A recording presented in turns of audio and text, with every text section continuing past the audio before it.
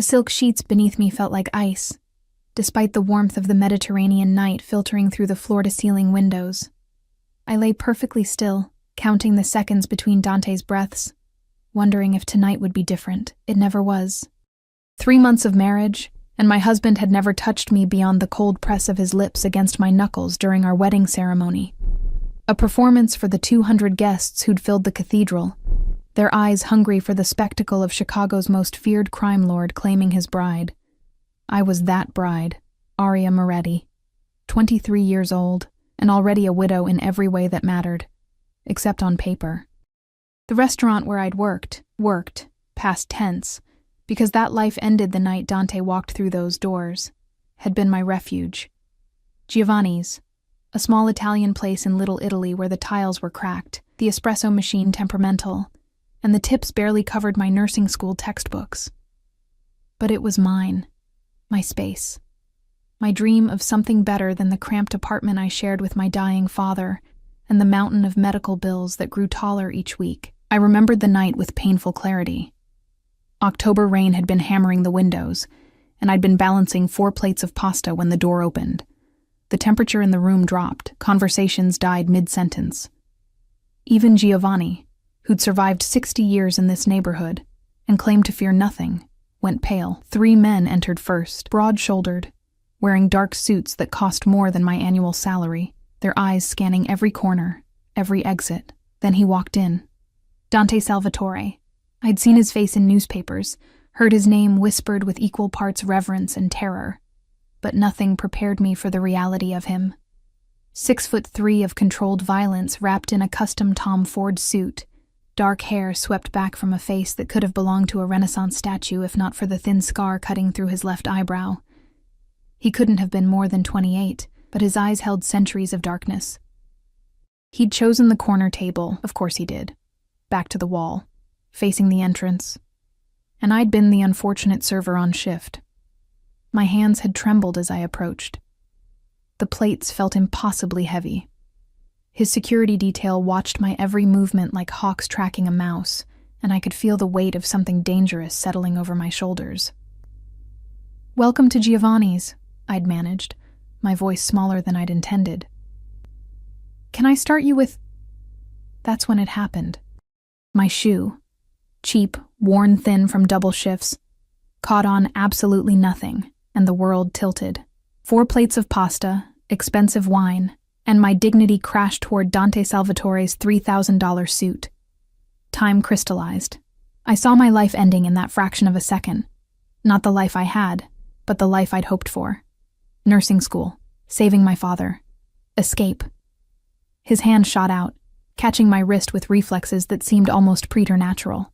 The plates clattered harmlessly to the side as he pulled me upright, steadying me with a grip that was firm but strangely gentle.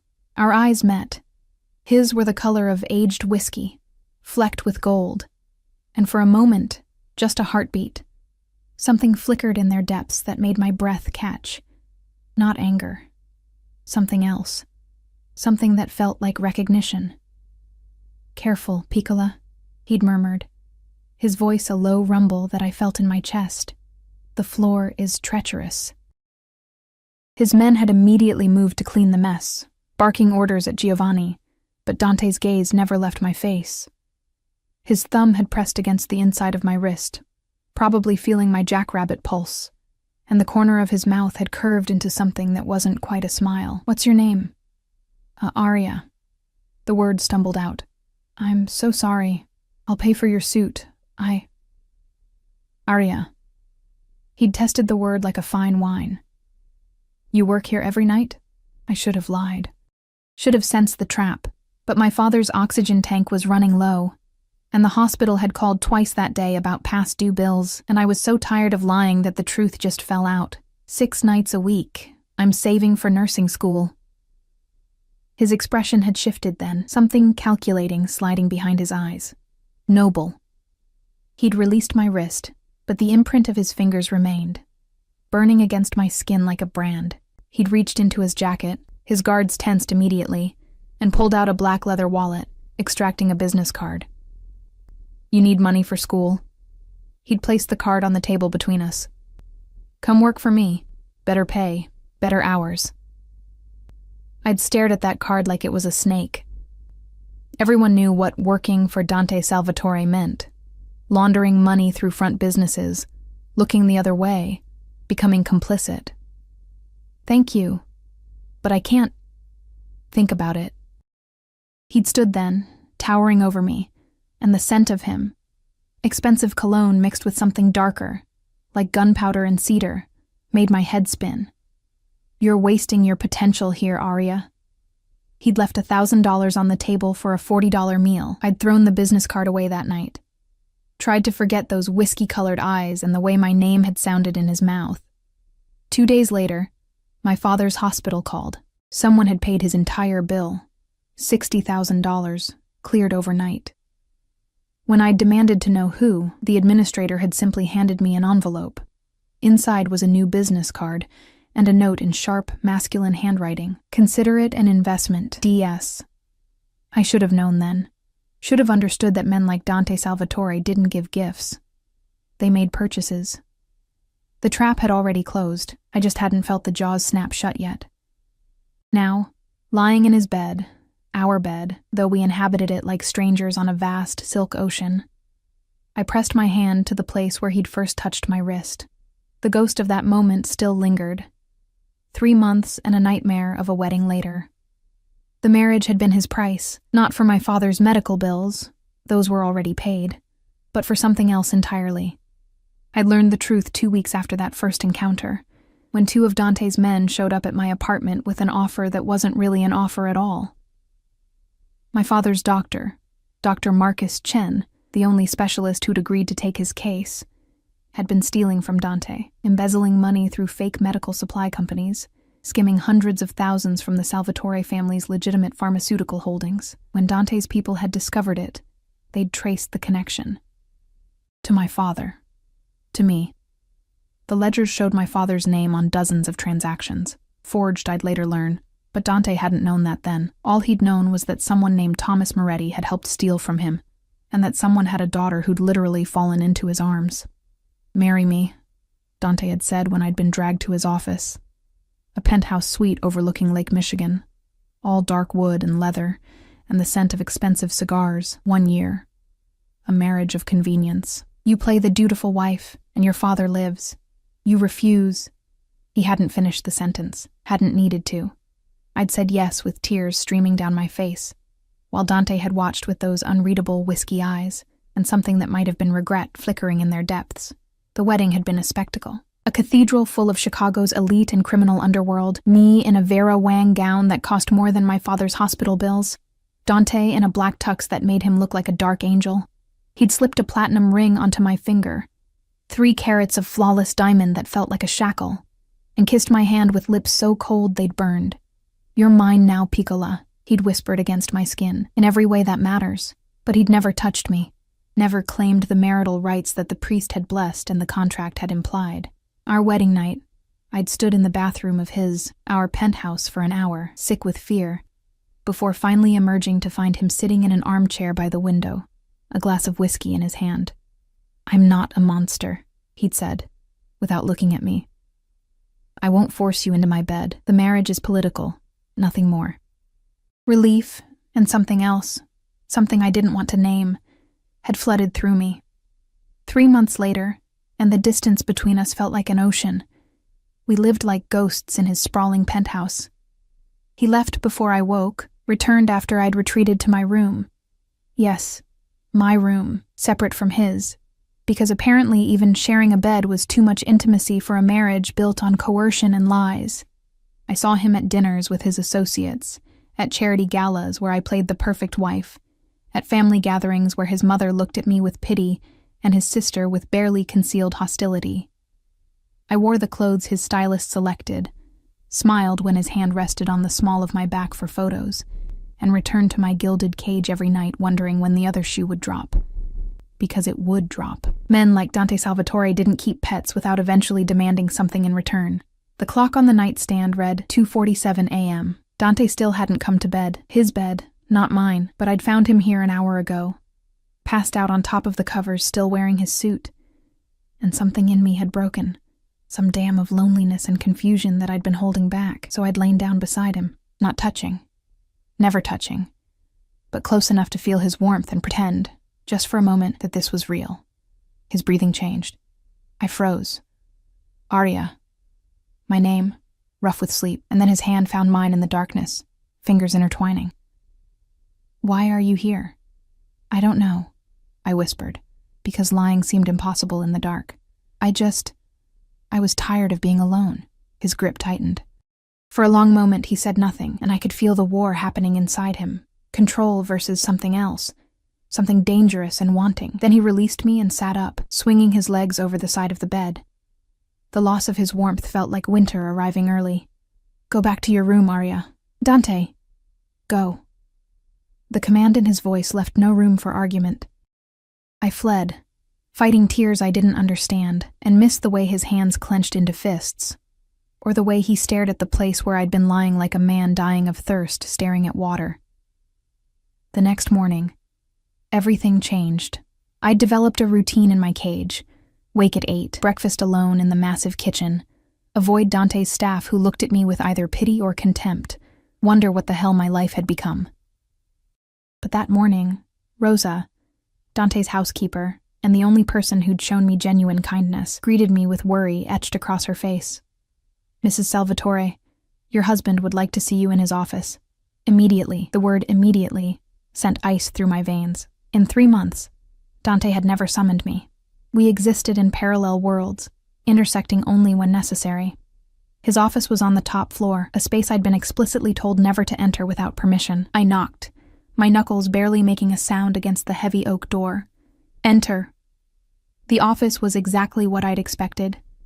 Dark leather, mahogany furniture that probably cost more than a car, floor-to-ceiling windows overlooking the Chicago skyline. What I hadn't expected was the tension crackling in the air like electricity before a storm. Dante stood behind his desk, still wearing yesterday's shirt with the sleeves rolled up. His tie discarded somewhere. He looked like he hadn't slept. 2 of his men flanked the doorway, Marco and Vincent, the ones who'd dragged me to this life. And their presence made my stomach clench. Sit. Dante gestured to the chair across from his desk. I sat, smoothing my hands over the simple dress I'd chosen. Everything in my new wardrobe was designer, carefully selected by someone who understood the image a mafia wife should project, but I still felt like a child playing dress-up. Dante picked up a folder from his desk, studied it for a long moment, then looked at me with those whiskey eyes that seemed to see straight through skin and bone to the terrified girl beneath. Your father. He opened the folder, revealing documents covered in numbers and legal jargon. He's innocent. The words took a moment to register. What? The embezzlement. The money Dr. Chen stole. Dante's jaw tightened. Your father's signature was forged. Chen used his identity, his medical license, to create shell companies. Thomas Moretti never touched $1 of my money. The room tilted. I gripped the armrest to keep from falling. 3 months. 3 months of this marriage, this prison, this nightmare, and my father had been innocent all along. You're telling me this now? My voice came out sharper than I'd intended, anger burning through shock. I gave up everything. I discovered it 2 weeks ago. Dante's tone remained level, but something dark flickered across his face. My investigators found Chen's real records. The forgeries were sophisticated, but not perfect. 2 weeks. He'd known for 2 weeks and said nothing. So what happens now? I stood, unable to sit still with rage coursing through my veins. Do I get my life back? Do you just let me go? The silence that followed was deafening. Dante moved around the desk with the predatory grace of a panther, each step measured and deliberate. He stopped close enough that I could smell his cologne, that cedar and gunpowder scent that had haunted my dreams, and when he spoke, his voice was dangerously soft. No. No? I laughed, but it came out broken. My father's innocent. The reason for this whole charade doesn't exist anymore. You can't just... The marriage is legal, Arya. Binding. His hand came up and I flinched before I could stop myself. He froze, something like pain crossing his features before his expression hardened again. I'm not going to hurt you. I've never... He exhaled roughly. Read this. He handed me a newspaper, folded to the society section. There, in glossy color, was a photo from last week's charity gala. Me in a silver gown, Dante's arm around my waist, both of us smiling for the camera. The headline read, "Chicago's Most Eligible Bachelor Tamed. Inside the Salvatore Marriage." "I don't understand. You've become valuable, Piccola." Dante's finger traced the edge of the newspaper, careful not to touch me. "My enemies see you as my weakness. My allies see you as proof of my stability. My mother." He laughed, sharp and humorless. "My mother actually likes you. Do you know how rare that is? So I'm what? A political asset now instead of collateral?" The bitterness in my voice surprised even me. "How is that better?" "It's not." He turned away, staring out at the city he controlled through fear and violence. "But it's reality.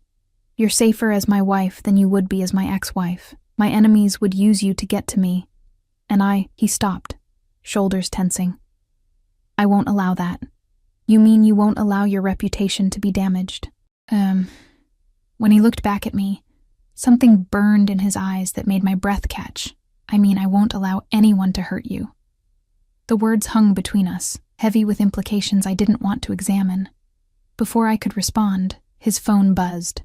He glanced at it, and his entire demeanor shifted, the moment of vulnerability vanishing behind the cold mask of the Mafia Boss. "Marco will take you shopping today. You need a new dress for Saturday's event." He was already moving toward the door, dismissing me. "Buy whatever you want. No limit." "I don't want your money." He paused, hand on the doorknob, and looked back at me with something almost like regret. "I know. But take it anyway. Consider it payment for services rendered." Then he was gone, leaving me standing in his office with a newspaper photo of a lie, and the devastating knowledge that my cage had just become permanent.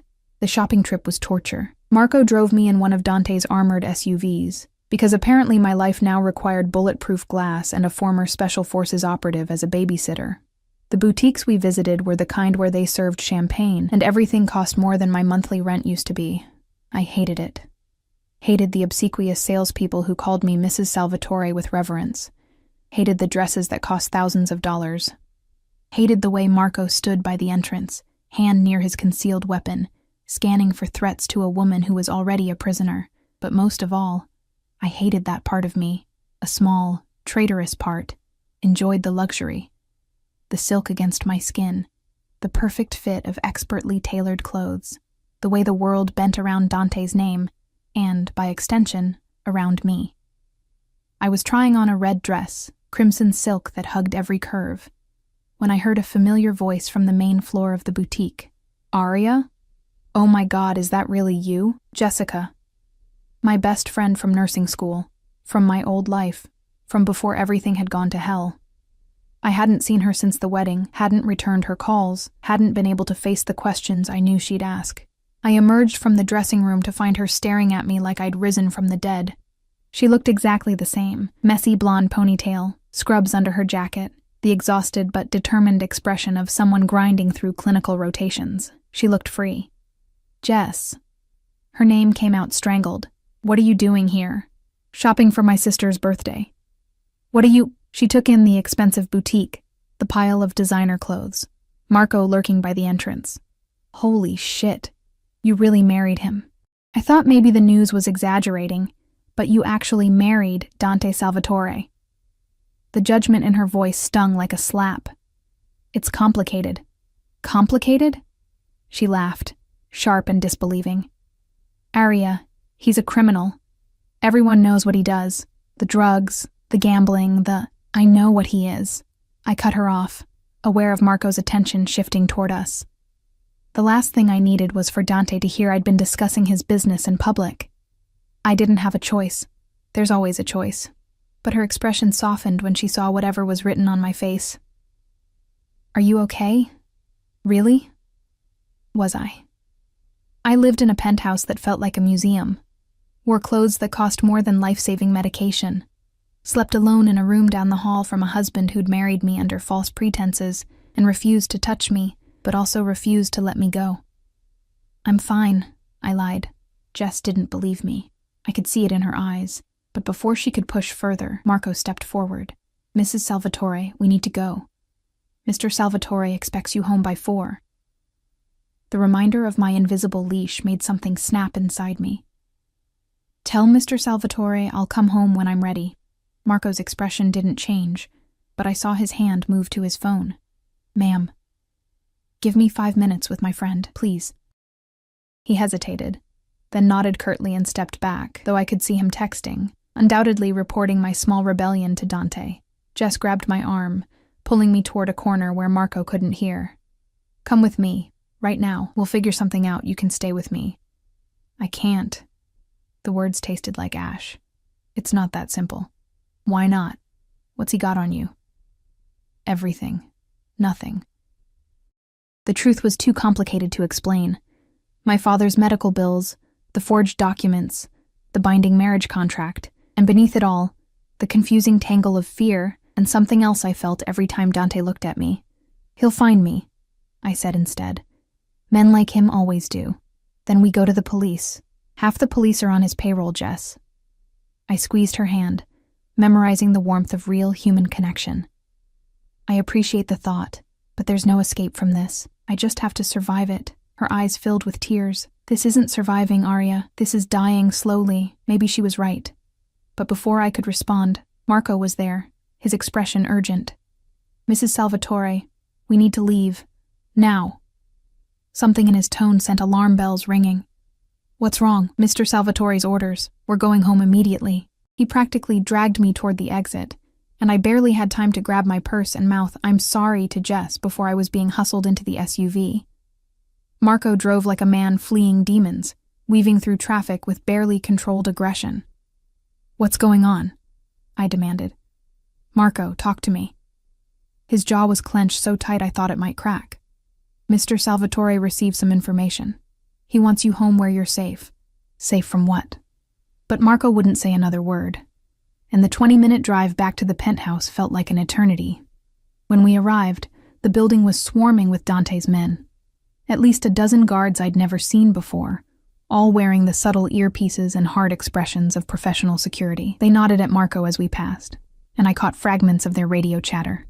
Perimeter secure. No signs of breach. Bosses in the penthouse. My heart hammered against my ribs as Marco escorted me upstairs. The elevator ride was suffocating, and when the doors opened to the penthouse, I found Dante pacing like a caged predator in the living room. He spun toward me the moment I entered, and the raw emotion on his face, fear, anger, something else I couldn't name, made me stop in my tracks. Where the hell were you? He crossed the space between us in 3 strides, his hands coming up to grip my shoulders. Not hard, never hard, but firm enough that I couldn't look away from the storm in his eyes. I told Marco to have you home by 4. It's 4:30. I was talking to a friend. You don't have friends anymore, Arya. You have people who can be used against you. His hands moved to cup my face, tilting it up so I had no choice but to meet his gaze. Do you understand? Every person you talk to, every place you go without protection. You're painting a target on your back. I had Marco with me. Marco's good, but he's one man. Dante's thumb traced my cheekbone, the gesture almost tender despite the fury in his voice. I received a call today. Someone's asking questions about you, about your father, about the embezzlement case. Ice flooded my veins. Who? I don't know yet, but when I find out... His expression turned lethal, and I saw the monster he kept leashed beneath the expensive suits and careful control. Anyone who tries to hurt you will learn exactly why people fear the Salvatore name. He was still holding my face, his touch burning against my skin, and I realized with a start that this was the most he'd touched me since our wedding.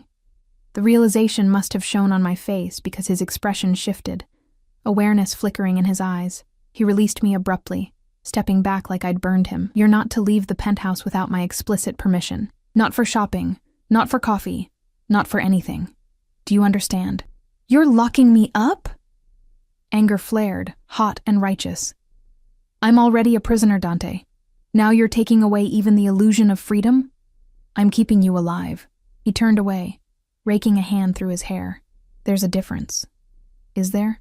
Because from where I'm standing, they look the same. When he looked back at me, something had changed in his expression. The mask had slipped, and beneath it was a hunger that made my breath catch. You think I want this? You think I enjoy watching you look at me like I'm your jailer? Then let me go. I can't. The words were torn from him, raw and honest. I've tried, Piccola. God knows I've tried. But every time I think about you walking out that door, about you being out there where I can't protect you. He stopped, jaw clenching. I'd rather keep you here and have you hate me than lose you to my enemies. The confession hung between us, loaded with implications that terrified and thrilled me in equal measure. This wasn't about political marriages or family obligations anymore. This was something darker, more possessive. This was obsession. Before I could process it, before I could decide if I should run toward or away from the dangerous truth in his eyes, his phone rang. He answered it with a curt, "What?" Then listened, his expression hardening with each passing second. "Where?" A pause. "How many?" Another pause. Longer this time. "Handle it. I'll be there in 20 minutes. He hung up and looked at me with something that might have been regret. "I have to go. Business. Marco and 3 other guards will stay here with you. Do not leave this penthouse, Arya. I mean it." "When will you be back?" The question seemed to surprise him. "Why? Planning to miss me?" "Planning to know when I can stop feeling like I'm suffocating." His expression darkened, but beneath the anger was hurt, quick and sharp before he buried it. "Midnight, probably. There's food in the kitchen. Rosa left your favorite pasta." He knew my favorite pasta. The thought was more unsettling than it should have been. Dante moved toward the door, but paused at the threshold, his back to me. "I meant what I said, Arya. Anyone who tries to hurt you answers to me. And I'm not a merciful man." Then he was gone, taking the oxygen from the room with him. And I was left standing in my golden cage, wondering when exactly I'd stopped wanting to escape. The hours after Dante left dragged like years. I tried to read, to watch television, to do anything that would quiet the restless energy thrumming through my veins. But nothing worked. The penthouse felt like a mausoleum. Beautiful, expensive, and suffocatingly empty. Around 8, Rosa brought dinner to my room. She set the tray down with practiced efficiency, but her eyes held concern. "You should eat, Mrs. Salvatore. You barely touched lunch." "I'm not hungry." The lie was automatic. My stomach had been in knots since Dante's confession. "I'd rather keep you here and have you hate me than lose you." And food seemed impossible. Rosa hesitated at the door. "He worries about you, you know, more than he should. He has a funny way of showing it. Mr. Dante. He's not good with emotions, never has been."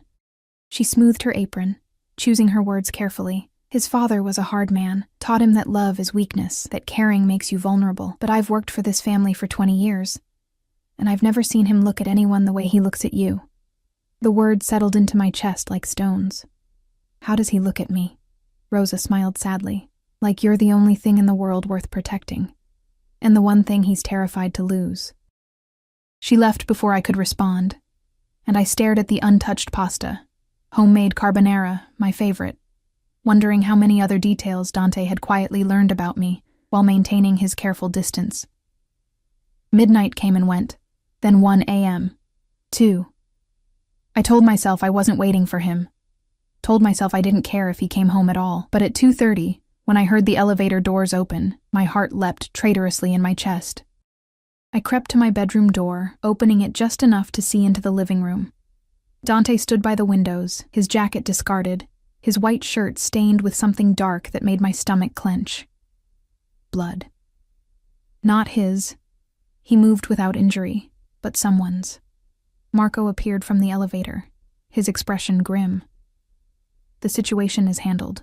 Bianchi won't be asking questions about Mrs. Salvatore anymore." Bianchi. I recognized the name from whispered conversations I'd overheard at family dinners. One of Dante's rivals, always pushing boundaries, always testing limits. And his associates? Dante's voice was cold, empty of anything resembling mercy. Given the same message, very clearly. Dante nodded, dismissing Marco with a gesture, and then he was alone. I watched as the mask finally cracked. Watched him brace his hands against the window, head bowed, shoulders rigid with tension that looked like it might shatter him. "You can come out, Arya." His voice carried across the space, resigned. "I know you're there. I considered retreating, pretending I hadn't been watching, but something pulled me forward. I crossed the living room in my bare feet, silk pajamas whispering against my skin, until I stood a few feet behind him. Whose blood is that? No one who matters. He didn't turn around. You should be asleep. I couldn't sleep. Waiting for me? There was something brittle in his laugh. Or hoping I wouldn't come back. The honest answer terrified me, so I deflected. What did you do to Bianchi? Finally he turned. His eyes were dark, haunted, and the blood on his shirt stood out like an accusation. I reminded him that there are consequences for threatening what belongs to me. I'm not a possession. Aren't you? He moved closer, and I could smell the copper tang of blood mixing with his cologne. I own you, Piccola. On paper, in the eyes of the world, in every way that matters. The only thing I don't own is your heart, and sometimes I think that's worse than owning nothing at all. The confession hung between us, raw and bleeding.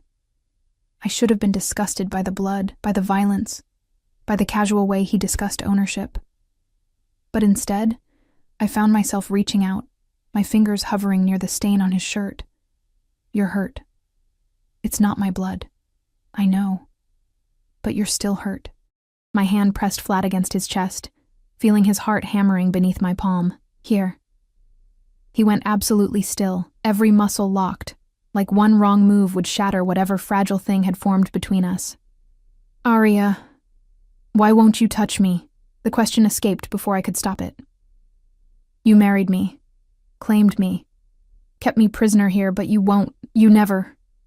Because once I start, I won't stop. His hand covered mine, pressing it harder against his chest. Do you understand? The only thing keeping you safe from me is distance. The moment I break that barrier, the moment I let myself have you the way I want. He stopped, jaw clenching. You'll truly be trapped. No more separate rooms, no more pretending this is anything but what it is. And what is it? His other hand came up, fingers tangling in my hair, tilting my face toward his. We were so close I could feel his breath against my lips, could see the gold flecks in his whiskey-colored eyes. Obsession, he whispered. From the moment you fell into my arms at that restaurant, I've been obsessed with you. Your smile, your kindness, the way you try so hard to be brave even when you're terrified. I told myself it was just attraction, that once we were married I'd get over it. But it's gotten worse, Piccola. Every day you're in my house wearing my ring, bearing my name. It makes me insane. Then why push me away? Because you deserve better than a monster who takes what he wants. His thumb traced my lower lip, and I shivered. You deserve someone who'll let you finish nursing school, who'll take you on normal dates, who'll give you the life you were supposed to have. Not someone who'll lock you in a golden cage and never let you go. The irony made me laugh, sharp and a little hysterical. You already did that. The cage exists whether you touch me or not. Something snapped in his expression, control giving way to the hunger he'd been holding back for 3 months. Don't say things like that unless you mean them. What if I do? The words were insane, reckless. But standing here in the dark with his hand in my hair and his heart pounding beneath my palm, I couldn't remember why I should be afraid. What if I'm tired of the distance? What if I didn't get to finish? His mouth crashed against mine with 3 months of pent-up desire, and the world tilted. His kiss was nothing like the chaste press of lips at our wedding. This was claiming, consuming, absolutely possessive. His hand tightened in my hair while the other wrapped around my waist, pulling me flush against him until no space remained between us. I should have been frightened, should have remembered that this man had just come home covered in someone else's blood, that he'd openly admitted to obsession, that this was exactly the trap I'd been trying to avoid. But when his mouth moved to my neck, teeth grazing the sensitive skin there, all I could think was finally, Aria. My name was a prayer and a curse. Tell me to stop. Tell me you don't want this, and I'll walk away. I'll go back to my room, and we'll pretend this never happened. And if I don't tell you to stop? His arms tightened around me, and when he pulled back to look at me, the raw need in his eyes stole my breath. Then you're mine. Completely. No more separate rooms, no more distance. I'll give you everything, Piccola, protection, loyalty, every piece of myself that's worth having. But in return, you stay. You don't run. You don't leave. You accept that you belong to me. It was a devil's bargain. A beautiful prison with the door slammed shut. But looking at Dante, at the blood on his shirt from violence committed in my name, at the vulnerability breaking through his carefully constructed walls, at the promise of something real in a marriage built on lies, I realized I'd already made my choice. Maybe I'd made it that night in the restaurant when I'd fallen into his arms. Maybe I'd made it when I'd said, "I do," with tears streaming down my face. Or maybe I was making it right now, standing in the darkness with a monster who looked at me like I was salvation and damnation wrapped in silk pajamas. "I'm tired of being alone," I whispered, echoing the words from last night that had sent him running. "I'm tired of pretending this marriage is nothing. I'm tired of—" He kissed me again, swallowing the rest of my confession, and this time I kissed him back, my hands fisted in his blood-stained shirt, pulling him closer, and the sound he made, desperate and victorious, sent heat pooling low in my stomach. "Bedroom," he growled against my mouth. "Now. Yours or mine? Ours." He swept me into his arms effortlessly, carrying me down the hallway. "There's no yours or mine anymore, Piccola. Just us." He kicked open the door to the master bedroom, his bedroom, and the implications of that threshold crashed over me. But before doubt could take root, he laid me down on the silk sheets with surprising gentleness, his body covering mine. "Last chance," he said, even as his hands traced patterns of fire along my ribs. "Once we cross this line, there's no going back. I won't be able to let you go, Aria. Ever." I reached up, cupping his face, feeling the rough stubble against my palms. "Then don't." The last threads of his control snapped. His mouth found mine again while his hands learned every curve, every dip, every place that made me gasp. The blood-stained shirt joined my pajamas on the floor, and the vulnerability of skin against skin felt like truth, messy and complicated and undeniably real. He worshipped me with a devotion that bordered on religious, murmuring Italian words I didn't understand against my heated skin. When he finally made me his, in every sense that mattered, the pain was brief, and the pleasure that followed overwhelming. "Mine," he breathed against my neck, moving inside me with exquisite care. "Say it. Tell me you're mine." "Yours," I gasped, because it was true. Somewhere between falling into his arms and falling into his bed, I'd become his, completely, irrevocably. When we finally collapsed together, tangled in silk sheets in each other, he pulled me against his chest like he was afraid I'd disappear. His heartbeat thundered beneath my ear, gradually slowing to something approaching normal. "I never thanked you," I whispered into the darkness. "For what?" "My father's hospital bills. You saved his life." His arms tightened around me. "I thought I was buying your cooperation. Turns out I was buying my own destruction." What do you mean?" He pressed a kiss to the top of my head, tender in a way that contradicted everything I knew about him. "You can't love a monster, Piccola, but you can make him human, and humans break so much easier than monsters do." I tilted my head back to look at him, this complicated man who'd trapped me and freed me in the same breath. "Who says I can't love a monster?" His expression cracked open, and in that moment, I saw past the Mafia Boss, past the violence and control, to the lonely boy who'd learned love was weakness, and caring made you vulnerable. "Don't," he whispered, and it sounded like begging. "Don't love me, Aria. I'll only disappoint you. Too late." The words were reckless, but they were also true. Somewhere in the cage he'd built around me, I'd started building one around him too. I think I started falling the night we met. He kissed me then, slow and deep, and I tasted salt, tears, though I couldn't tell whose. When he finally pulled back, his thumb traced my swollen lips. "Then God help us both," he murmured, "because I fell that same night, and I've been drowning ever since." We made love again, slower this time, learning each other's rhythms and sounds. And when dawn painted the windows gold, I lay in his arms and wondered if love and possession could somehow be the same thing. If they could, I was willing to find out. The next 3 weeks passed in a haze of discovery and domesticity that felt surreal. Dante still left for business, still came home wearing violence like cologne. but now I had a place in his bed and his life that felt undeniably real. He was possessive to the point of obsession, tracking my movements through the penthouse, questioning Marco about every minute I spent without him, pulling me onto his lap during family dinners to establish ownership. His mother raised eyebrows but said nothing. His sister Maria looked at me with something approaching respect. But there were cracks in our fragile happiness. Whispers at family gatherings about rivals growing bold. Phone calls that made Dante's expression turn lethal. The ever-present guards that multiplied like shadows.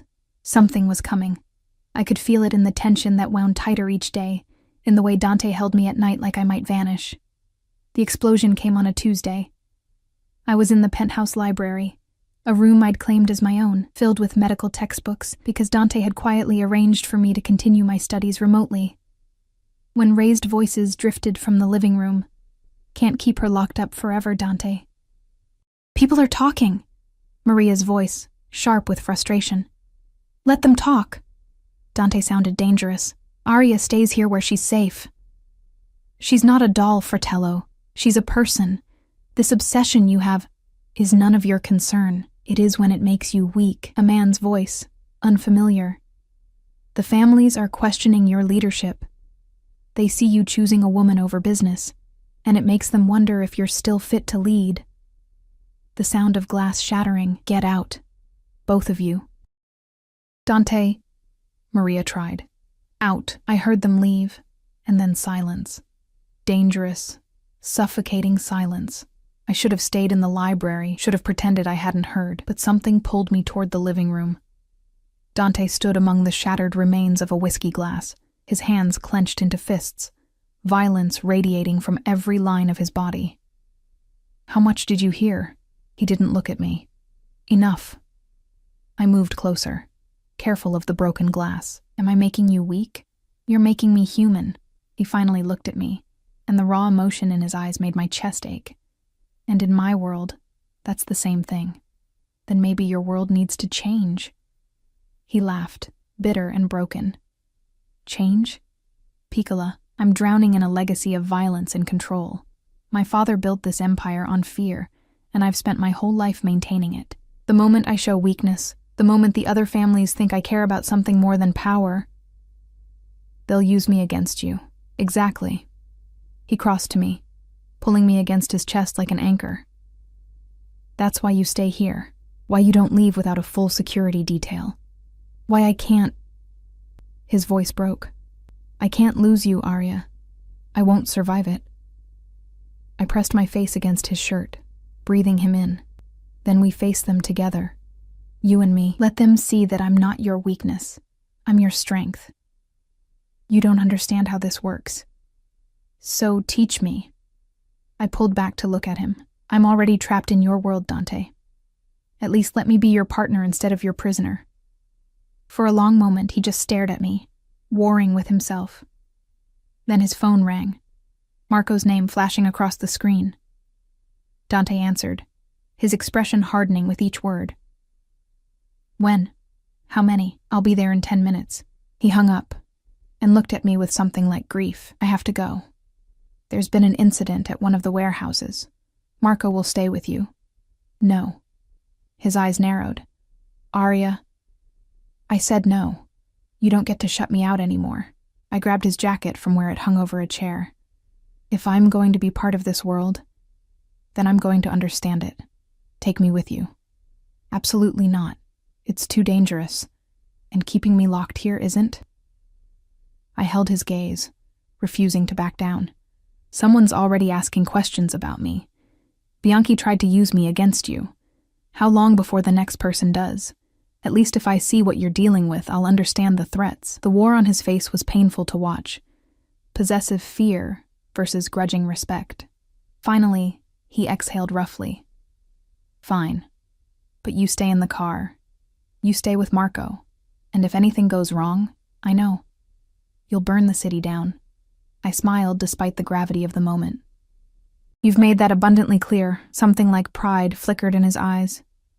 "You're going to be the death of me, Piccola. Or your salvation. We'll find out which." He kissed me hard and fast, then pulled me toward the elevator. "Come on." And Arya? When I tell you to run, you run. Understood? I nodded, even as my heart hammered against my ribs. I'd just demanded entry into a world of violence and shadows, and I had no idea if I'd survive what came next. But I'd survive it with Dante, and somehow, that made all the difference. The warehouse sat on the edge of the industrial district, a hulking structure of corrugated metal and shadows. Even from inside the SUV, I could feel the tension crackling through the air like electricity before a storm. Dante had been silent during the 20-minute drive, his jaw clenched, one hand absently rubbing circles on my knee. A gesture I'd learned meant he was working through scenarios, calculating risks. Marco drove with the same focused intensity, occasionally speaking into his radio in clipped Italian. "What exactly are we dealing with?" I asked, as we pulled up to a cluster of similar vehicles, all black, all expensive, all screaming criminal enterprise.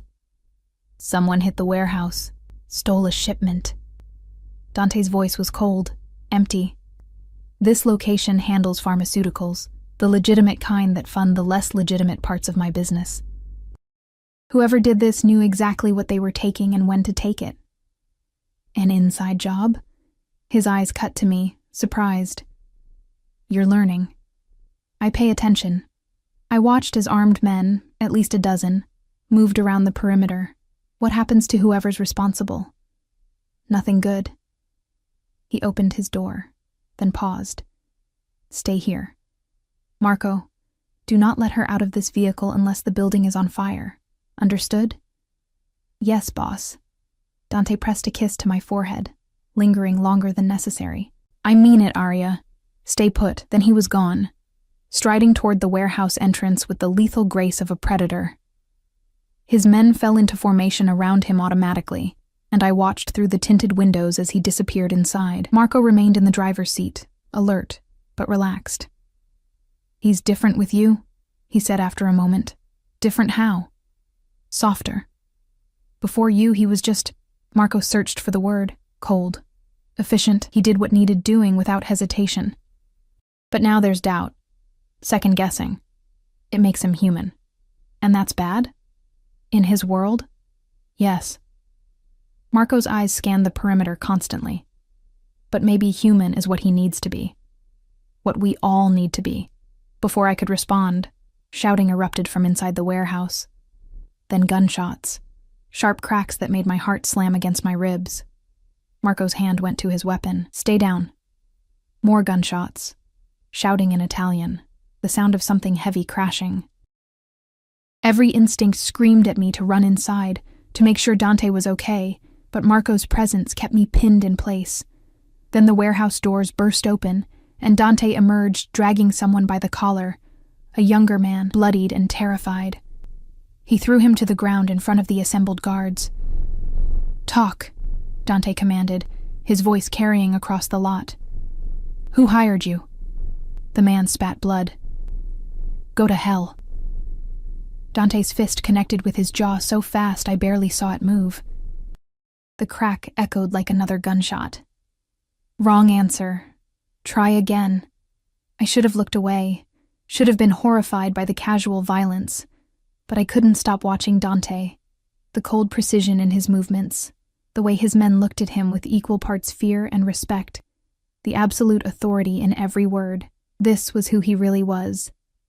Not the man who held me tenderly in the dark, but the monster he'd warned me about.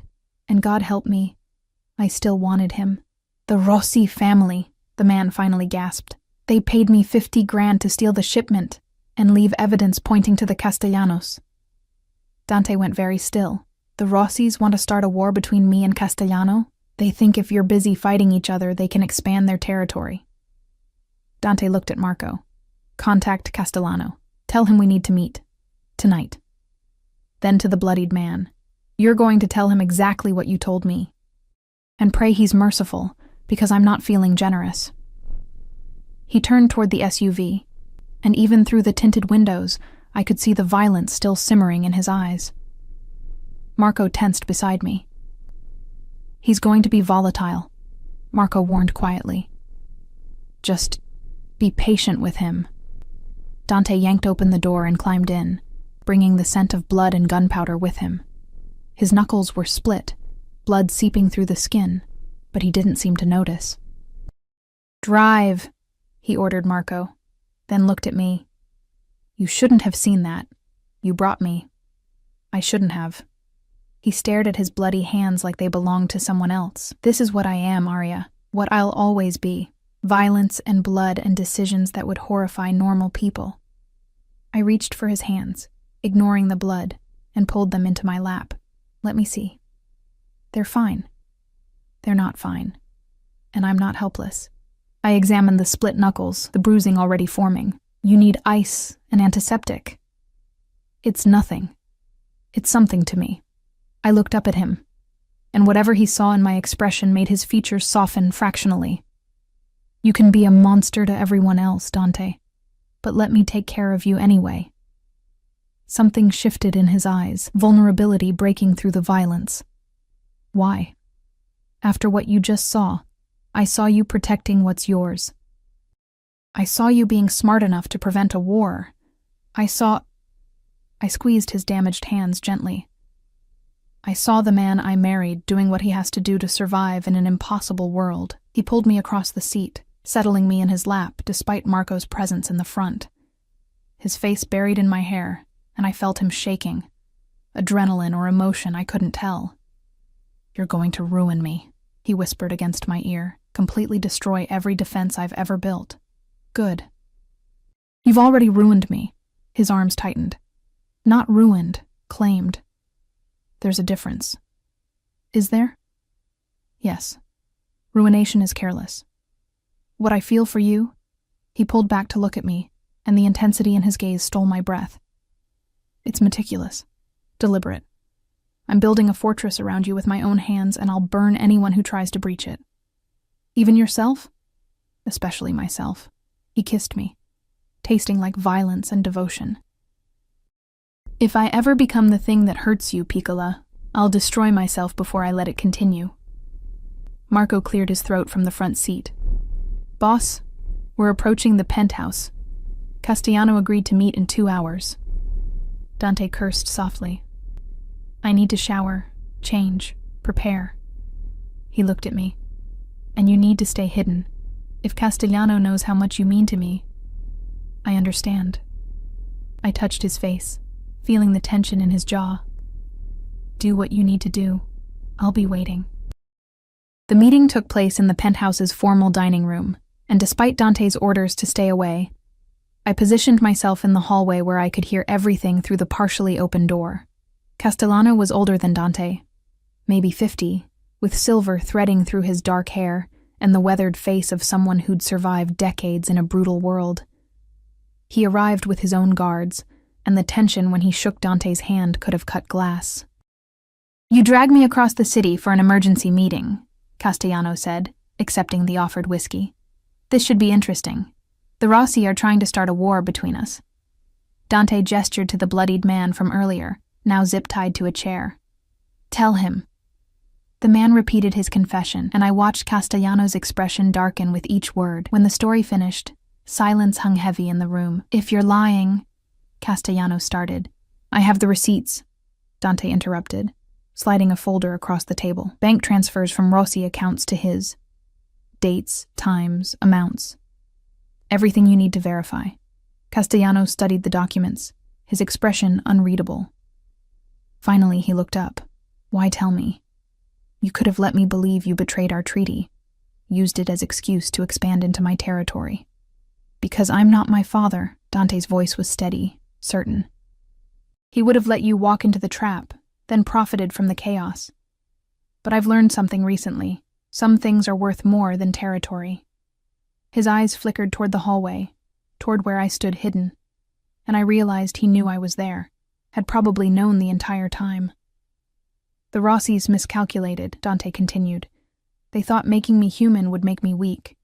They were wrong. It makes me smart enough to choose allies over enemies." Castellano was quiet for a long moment, then extended his hand.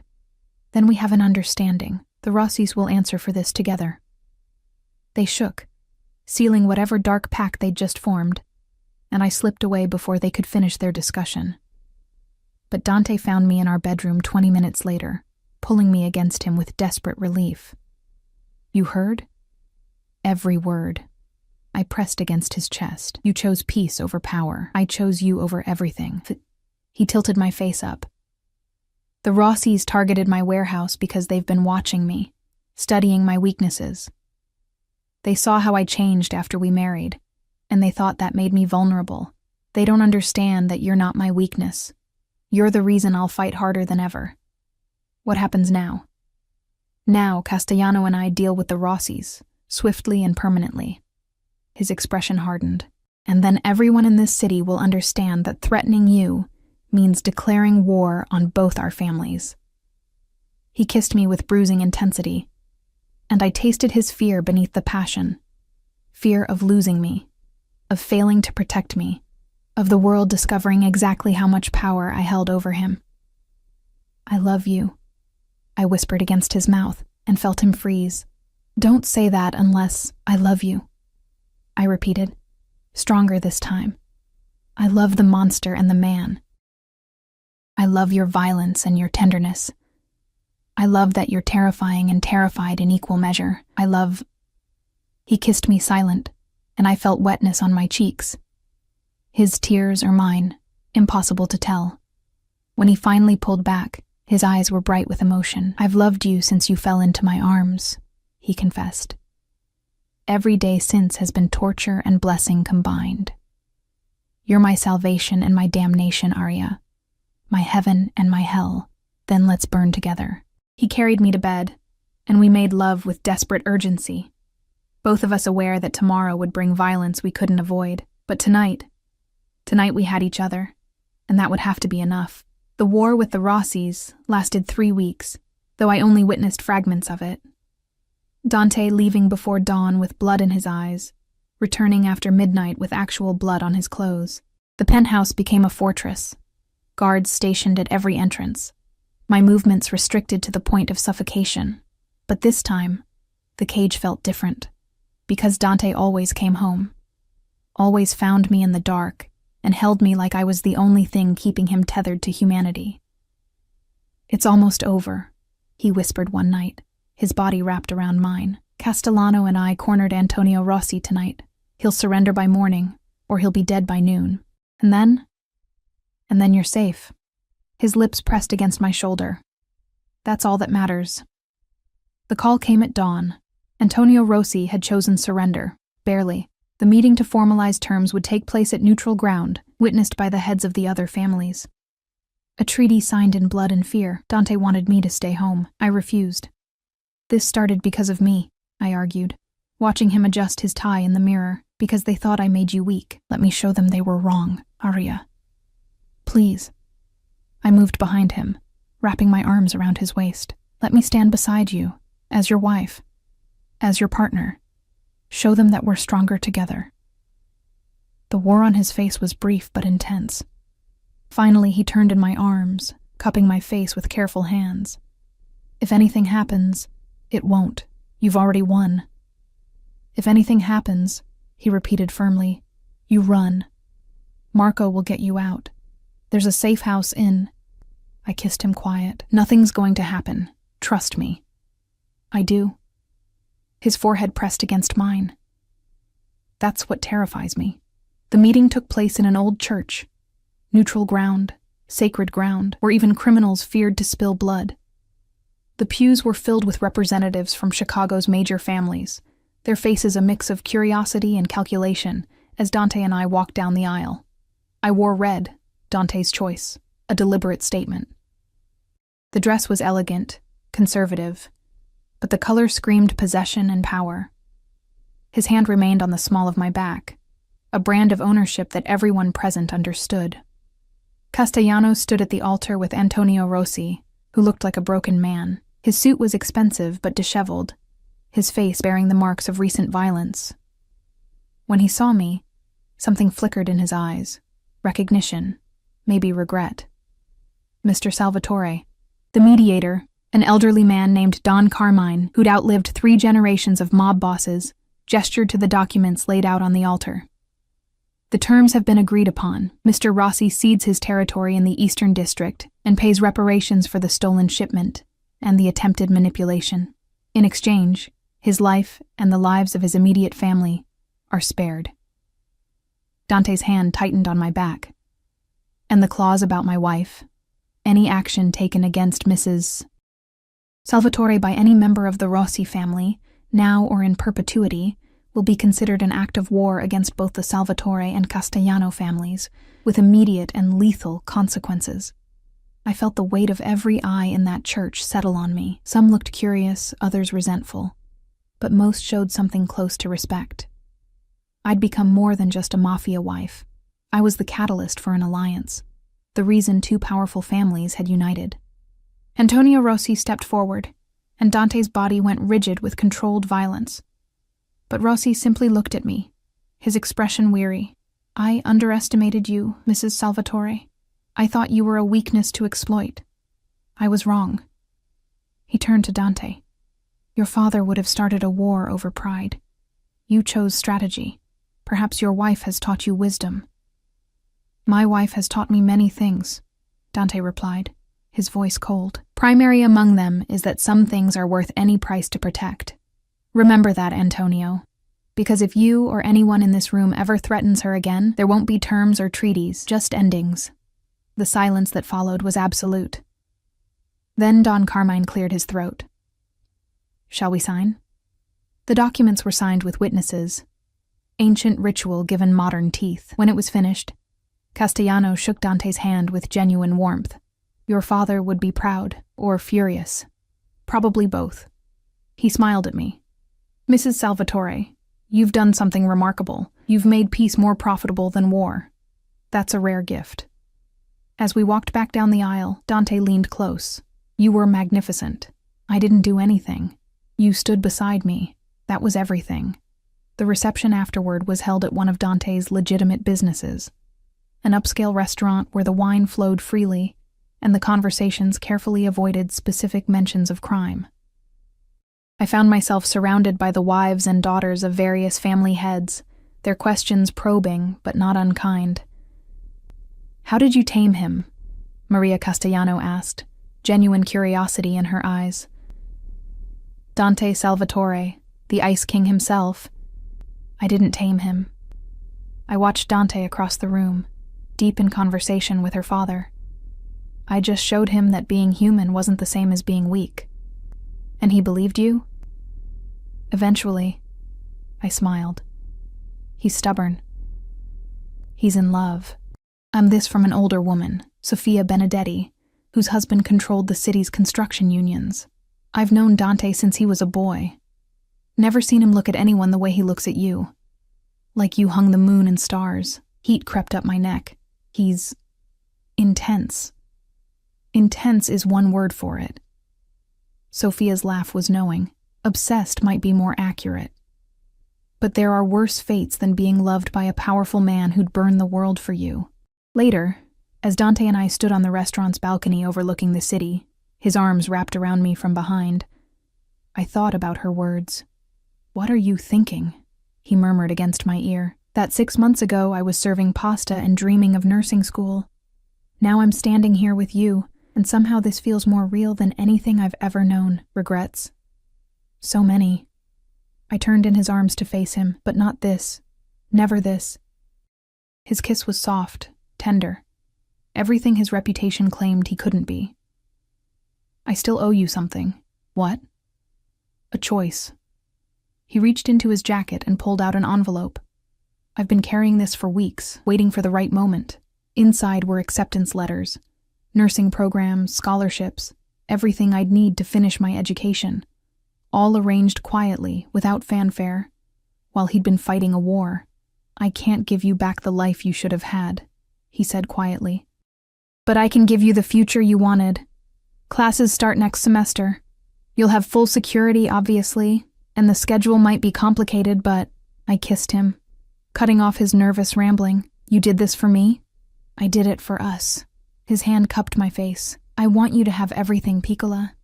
Your dreams, your career, your freedom. Within the constraints of safety, I want you to choose this life, not just endure it. I already chose. I pressed the envelope back into his hands. but I want to do it on my own terms. Part-time classes, online options, building a life that fits both of us, not just me. You're sure? I'm sure. I smiled at his bewildered expression. You spent 3 months thinking I wanted to escape. The truth is, I stopped wanting to leave the moment you stopped being my jailer and became my partner. Something in his expression cracked open, and he pulled me close with desperate strength. I don't deserve you. Probably not. But you're stuck with me anyway. Forever? Forever. We stood there as the sun set over Chicago, two people who'd found each other in the worst possible circumstances and somehow made it work. Behind us, through the windows, I could see our combined families celebrating, not a business arrangement, but genuine alliance built on mutual respect. What happens now? I asked. Now? Dante's lips curved against my temple. Now we go home. I make love to my wife. Tomorrow, we start planning your class schedule. Next week, you meet with my accountant about setting up your own accounts, because you should have money that's yours, not mine. Next month, we celebrate when the semester starts, and every day after that, we build something real. Sounds almost normal. Normal is overrated. He turned me to face him, and the love in his eyes stole my breath. But real? Real is everything. 3 years later, I stood in a hospital corridor wearing scrubs instead of designer clothes, my hands steady as I administered medication to a patient who had no idea his nurse was married to one of Chicago's most powerful men. Dante had been right. The schedule was complicated. Security followed me everywhere, and some of my classmates had figured out who I was, but I'd made it work. Graduated top of my class, landed a position at County General. Built a life that was mine, even if it existed within the framework of his world. My phone buzzed with a text. Dinner at 8? I miss you. I smiled, typing back, miss you too. See you at home. Home. The penthouse had transformed from a prison to a sanctuary, filled now with my textbooks and his business files, my nursing journals and his collection of rare whiskey. We'd learned to navigate each other's worlds, to balance his darkness with my light. Mrs. Salvatore? One of the other nurses, Jenny, poked her head into the break room. Your husband's here. I frowned. He's not supposed to pick me up for another 2 hours. Well, he's in the lobby with flowers and that smile that makes everyone forget he's terrifying. I found him exactly where Jenny said, standing near the entrance with a massive bouquet of red roses, looking completely out of place in his 3-piece suit among the sick and injured. Marco and 2 other guards hovered nearby, and several nurses were definitely staring. What are you doing here? I asked, unable to hide my smile. Couldn't wait. He handed me the flowers, then pulled me close despite our audience. I have news. What kind of news? His hand slid to my stomach, still flat, barely showing the secret we'd discovered just last week. I've been thinking about names. Joy and terror flooded through me in equal measure. We hadn't told anyone yet, hadn't even fully processed it ourselves. A baby. Our baby. Bringing new life into a world built on violence and control. Dante. I know. His forehead pressed against mine. I know it's complicated. I know the dangers. But I also know that I love you, and I'll love this child, and I'll spend every day of my life making sure you're both safe, even if it means changing, especially if it means changing. He pulled back to look at me, and the vulnerability in his eyes was stunning. I've been talking to Castellano about legitimate investments, about slowly transitioning the family business into something legal. It'll take years, maybe decades, but you'd do that? For us? I'd do anything for you. He kissed me softly. You made me human, Piccola. Now let me try being a good man, too. Around us, the hospital continued its chaos. Sirens wailing, people rushing, life and death playing out in endless cycles. But in that moment, standing in my husband's arms with our future growing inside me, I felt something I'd never expected to feel in a marriage that started with coercion and fear. I felt free. I love you, I whispered. I love you, he returned. Both of you, forever. And standing there in the lobby of County General, surrounded by the messy reality of life with a man who'd once been my captor, and was now my everything, I realized that love and possession could be the same thing. when they were chosen, when they were mutual, when they were built on respect instead of control. The mafia boss had never touched his wife, until jealousy drove him wild, until obsession became devotion, until possession transformed into partnership, and somehow, impossibly, we'd found our way to something real. We went home together, Marco driving while Dante kept his hand protectively over my stomach, already imagining the child who would change everything. The penthouse waited, no longer a cage but a home, filled with the life we'd built from the ashes of a coerced beginning. That night, as we lay tangled in silk sheets that no longer felt cold, Dante whispered against my skin, "Thank you." For what? For falling into my arms that night, for giving me a reason to be better, for loving the monster until he remembered how to be a man. I kissed him, tasting salt and sweetness, violence and devotion. Thank you for catching me, for seeing me when I was invisible, for building a fortress around us and calling it love. Outside, Chicago glittered with 1,000 dangers and 1,000,000 secrets. But inside our sanctuary, we were safe. We were whole. We were home. And that was more than enough.